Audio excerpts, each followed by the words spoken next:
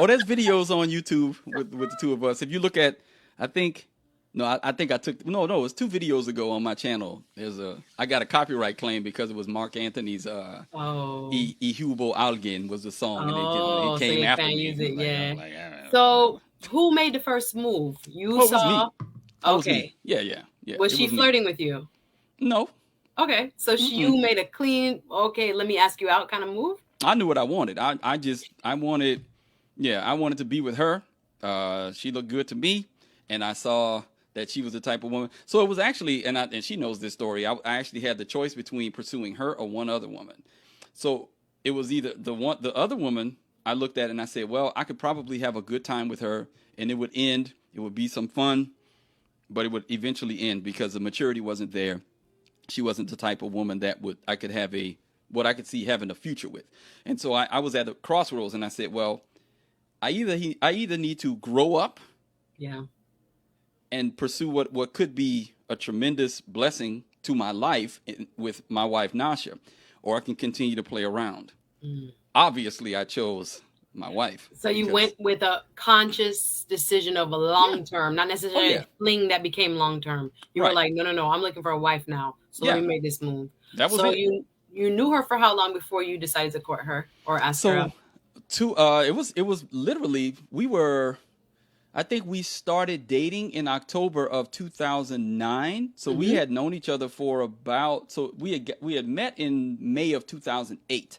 We met in May of 2008. We started dating in October, late October 2009. And we were married in January 2010. So, Ooh. So yeah. a year, pretty much, Yeah. But like give and maybe a take. little bit over a year. Yeah, give or Yeah. take. Oh, Yeah. wow. So Mhm. that shows a lot of determination. So do Yeah. you feel that determination came from your Christian faith? Were you around other men that were encouraging you to make a move? Did you tell Oh your no. brother them or whoever, your No. cousin them? It was, No, let me tell you, I I'm grew up sorry, a I'm in your Christian. business, but go No, no, ahead. no, no, this is great. I grew up a Christian, but I would say, so let me say this. I grew up in a Christian household. My parents were Christian. I was around Christian things. But when I turned 20, I stopped going to church. Ah, So from 20 to 31, I was, like I said, I was selfish. I was doing my own thing. This this uh this is recent. I've been a Christian, like really a Christian, meaning I am an actual follower of Jesus Christ, not just a in name Christian, what I would call nominal Christianity, but I'm walking behind Jesus Christ. I'm saying He's my lead, and I'm following Him. Right, what the ancients would call following the way. So that's been since 2012. That actually happened after I got married. But I would say yes, that the influences of seeing my parents being married for uh, 44 years. My parents have been married for 44 years. Seeing that marriage was a good blessed thing, being raised with my 4 siblings. I'm the oldest of 5. All of that made it, yeah. just natural for me to desire these things once I thought that this is where I wanted to go. Right? I Wow. want I want this path now. I need someone that I know can bring me this path, So help was me it a along this light bulb path. Right? moment for you? Nothing pushed you into it? It And was shout out her. to Trish out with the poems. This Yeah. should be good, girl. We trying to do work. We trying to do work. Thank you so much for contributing and showing Yeah. love with the super chat. So was it like a something inside of you that said, "Oh yes, It was this the her. one." No, It it was was just her. her. Yeah, it was her. Mm. I wanted to marry her. I didn't want to nebulously just get married, like this idea of, oh, I Okay. want to be You married. just didn't want to marry and she happened to be there. It was I wanted her. to get, well, I knew that I would get married. Mm. I just always had the idea, yeah, I'm going to get married eventually. But there was no woman that made me think I want to marry this woman. So that's the hurdle that most men, if you want to get married, the hurdle next is to find a woman that makes you think I want to marry her. Now I have an object, right? Every verb needs an object, right? You Right. can't just like verbs don't just exist out there. Like if you're going to act, you're going to act upon something in that instance. So to marry means I have to have an object to marry. I can't just say, "Oh, I want to be married," and just like randomly, like, "Oh, that's just a desire." But no, my wife was the object that made me think this is the woman who I want this verb to act upon. I want to marry her, right? Because she's the one that I know can help me build a life that I want. Awesome. So it was her. That's Yeah. interesting to hear because I'm going to throw up a quote real quick. And shout out to DL Saint. I Really Want to Know podcast. We did a wonderful show called Is Marriage Dead? So I will actually bring up a couple of the points that he made when it came to benefits of marriage for men. I feel like we talk a lot about or hear a lot about in this space why men should not get married, why men, or it's a small but very amplified subset of men that keep talking this. I don't think it's good for men. Don't ever get married. Only date 26-year-olds and only do this and that. And I'm like, but there are benefits because there are men, especially in other ethnic groups, racial groups, that are doing it every day. And even if they don't get it right, they marry in the second time and they marry in the third, but they're going to have a wife as opposed to preaching this solo dolo forever. So anyway, I'm gonna bring up some stuff. Hey DL, because just seeing your name brought that conversation to mind. Salute to Needs Watches. I see you. Real quick, just saying a hello in the chat. Kimo Wagwan, nice to see you. Some tips from a pickup. You know what? They got jokes. Nice to see you. I always want to hear what men have to say about why men do what men do, okay? Because I don't know. So I really like to always just be on the sideline and figure out what I can learn from someone else's experience. Again, Mr. Developing Dad is not saying this is true for every man ever on the planet, right? This is just through his experience. He has homeboys. He has people in his church. I'm sure he got a lot of stories under his own belt as to what he's seen in life and the life of those around him. So this question came because when I was reaching out to Developing Dad, I saw a post online, and I'm going to throw it up real quick for those just listening. And the post was on, I think it was on the Spiritual World is the name of the Instagram. And it says, is it true that most men don't marry the woman they love or loved the most? They marry the woman that is around when they are ready to marry. Now, the story you just gave about you and your wife was like polar opposite.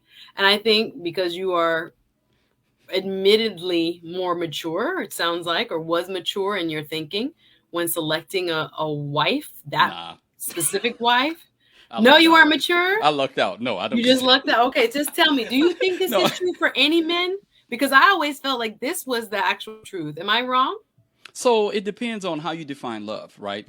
Again, if you come to my channel, you know I like to define terms. I don't want to talk past, past this quote, because I think how they're defining love is a romantic attachment that in most cases is fleeting, right? That's one of the reasons why divorce is so prevalent, is because we're anchoring to something that that's always shifting, right? If you want to anchor to something that's true, I would say find the biblical definition of love would be in First Corinthians 13. You can anchor yourself to that. If you love a woman like that, then you'll get married to her. And that's how I love my wife, right? Patient, kind, not envying, not boasting, not seeking your own will, but seeking the good of the other person. These are the types of things that First Corinthians tells us that's what love is about. So if you actually loved the woman like that, then you would do what it takes to get married. And that's what I wanted from my wife, right? It just happened that she was there. It was providential because I didn't go seeking her out.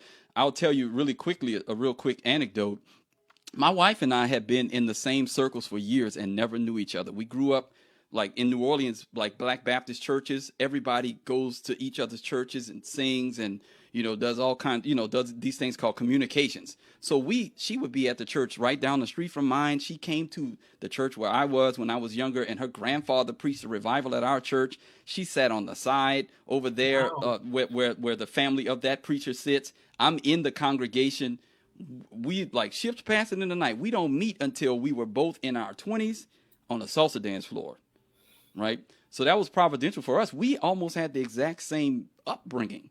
No, I'm the son of a Black Baptist preacher, so is she, right? So all of these things are very important.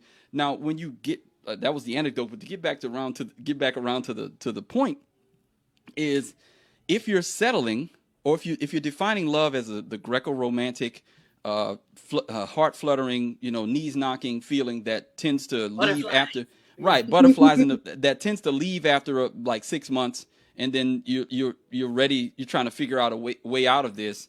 Then you'll probably marry somebody who you didn't love the most, but who was there and you're ready to settle. But if you're actually defining love the way the Creator defines love, that type of love, you will try to marry that woman ASAP, right? And that's actually what Gratefully, I'm grateful to the Lord that that's actually what I found. That's fantastic. So we'll get into the topic a little bit more because I'm grateful that you shared your story. Y'all hit the like button if you're just joining. I'm here with Developing Dad. He is a fantastic YouTuber. Apparently runs a school, software developer, dad of 5, husband. I don't know how you have time to do even this tonight. Thank you. But I'm grateful he's here because any man who has lived like he has lived has a lot of wisdom. Raising 5 kids is not it's just not an easy job, period. And then keeping a marriage alive is not easy on top of that. So I'm curious to pick his brain about the subject matter of when do you know he's ready. So you've given your personal testimony, if you will, as to know, like she changed. She was like, yeah, the one. I'm going to have to shape up and pursue this one here. Because this one, I can see the attributes that the Bible talks about. Now, I'm going to take you out of the equation for a little bit and try to ask you, in general, in the society that we live in now, where there's a lot more men without kids, a lot more men who are not married, particularly in the African American culture. Why they ain't ready? Or like what you think is holding up the sidelines? Why are they on the bench? What is that about? So how long do we have? That's what I'm like. But they're saying they want families. I think some are saying they want wives. I think. Yeah. But there's a lot of them that are waiting, just like women, longer, not marrying before 30. Right. And they are doing it for multiple reasons. I'm not saying we'll probably discuss all of them here. If you guys have ideas, drop them in the comments, and we're going to drop the link. We're in the second half of the show. But why do you think a lot of men are sitting on the sideline or kind of waiting? Well, I think there's a multitude of reasons for this, obviously. Because everything, when you ask a question like that, obviously it's multifaceted reasons for every person. But there are some societal patterns that make it less advantageous for men to get married. We can talk about, I follow pages, like Children Need Fathers, where, they're trying to change the narrative on, and you're an attorney, so you probably know so much about this, the child court system. Oh, okay. So you're saying that the courts being unfair to men, have a lot of men scared to death to get married. To scared to death to get married, scared to death to be to get married because be child fathers support, of children, to be outside. alimony. Right. That doesn't stop their base of nature of wanting to, make the babies. Right. Do the thing that causes you to make the babies. But and again, this is eventually you have to find the right woman and act like a man and be strong. Like that's why I say what I say on my channel at the end. If you're a Christian, God has not given us a spirit of fear, but of power and love and self-control and a sound mind. So we're not like I'm in this right now with a woman, and we're building something. So it's not an excuse. You've got to find the right woman. So some of the reasons, again, are the picture of marriage that we get in entertainment and media. Marriage is always painted in the most negative light. The old ball and chain. Children are at best in most shows a hindrance, right, to living the type of life that you want to live, right, which goes back to selfishness. Right? What do you mean? What type of life do I want to live? Well, my question is, if you're a Christian, what type of life does God call you to lead? And what does that look like? Right? It's not a self-centered, selfish one. It's one that's leaving a legacy. Right? So that's one of the great benefits of getting married and having children is that you leave a legacy.